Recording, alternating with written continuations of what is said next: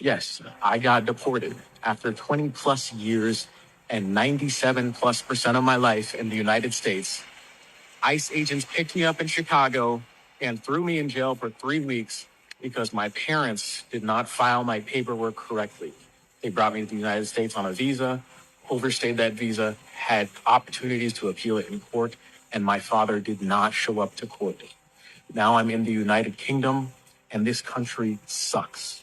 And it has made me more America first because you see that outside of London, all of England is a third world country, a dump. I hate it here. And I am excited and ready to go back to the United States.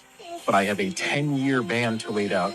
And I'm waiting to bring my fiance over because I had a wedding scheduled that I had to cancel. And it's taken everything in me to forgive my parents for what they've done to me and what they've caused.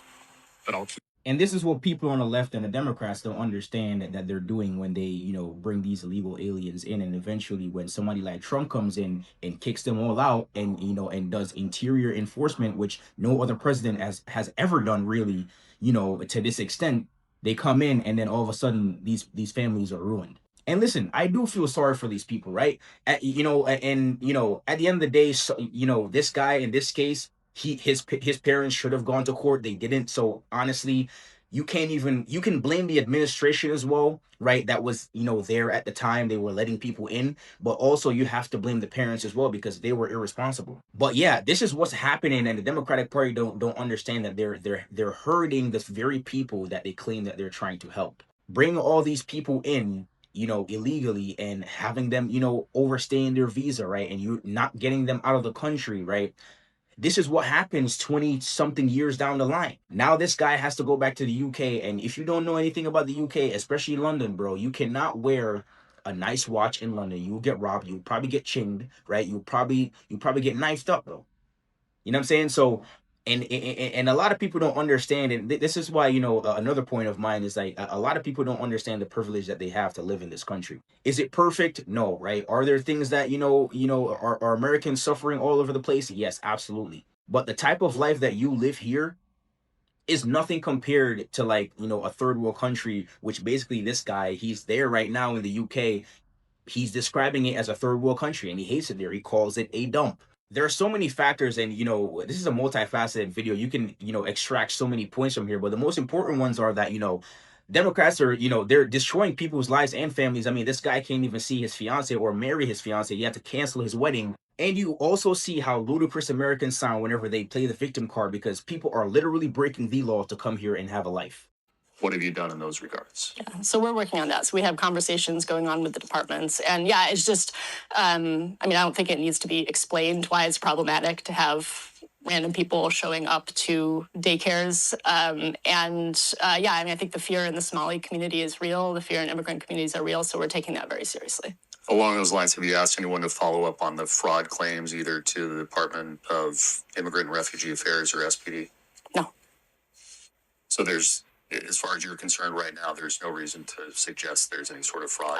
This whole issue is not really about fraud, right? It's about dividing and conquering. It's about making an immigrant community a target, right? There's no reason to assume based on the identity of a daycare operator that their small business is doing anything wrong.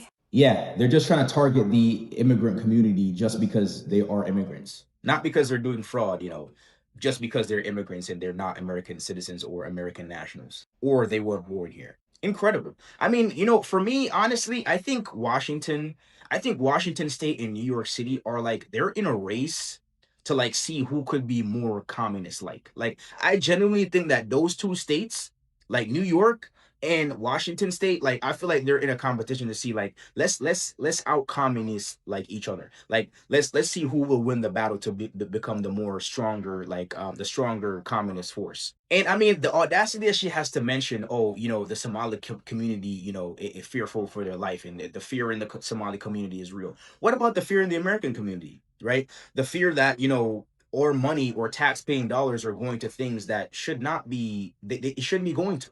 How about that, right? How about the fear of the American people, your own citizens, the own people, the same people in your city, right, or in your state that you're supposed to be serving?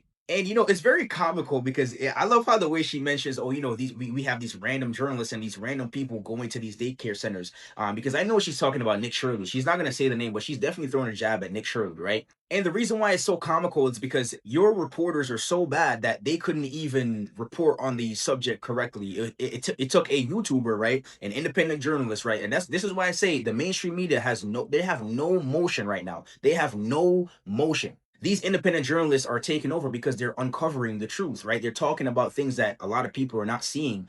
And, how is this happening under these people's nose and you're not smelling it, right? Oh, we know why, because you're lining your pockets. That's the reason why.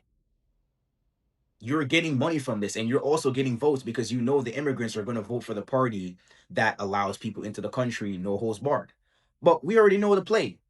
But yeah, from what I've seen, New York City and Washington State, I mean, these two places are just like going at it to see who could be more of a communist. I had a client come in, a 13-year-old who was mostly nonverbal. She would just like scroll on her phone and like rock back and forth. She had a history of really intense trauma. And I saw that she had a gender clinic appointment coming up, her first one. And I asked her how she felt about that. And she said she didn't know she had one. And then after that initial appointment, her dad asked me to write a letter to start testosterone. And so I emailed my boss and I emailed the person who did the training. And I said, they want me to write this letter for this young child to begin testosterone. And I just feel like there's so many reasons why that's not a good idea. My boss came into my office a few days later and was like, I want you to know the person who did the training has reported you to risk management. I met with risk management numerous times. They ultimately determined that I was the risk. They took the child from me, said I was incompetent to work with gender distressed young people. And shortly thereafter, I left Multicare and I went someplace else. And 3 weeks after starting that new job, my article in the Free Press came out. Lost my job, single mom of 3 little kids. I ended up opening my own practice. I got letters from the state saying I was being investigated for not being gender affirming. That's where we are today. The saddest thing about this is that there are people out there who are actually trying to help these patients. There are people out there in the medical field who understand and believe, like myself, that anybody who thinks that they're a different gender than they actually are, there's clearly a mental illness there. Like, I mean, it's not even up for debate. And it's even worse that these institutions and these medical the bosses, the people at the top, they considered her as the risk. A 13-year-old who had no idea that she had an appointment scheduled, right?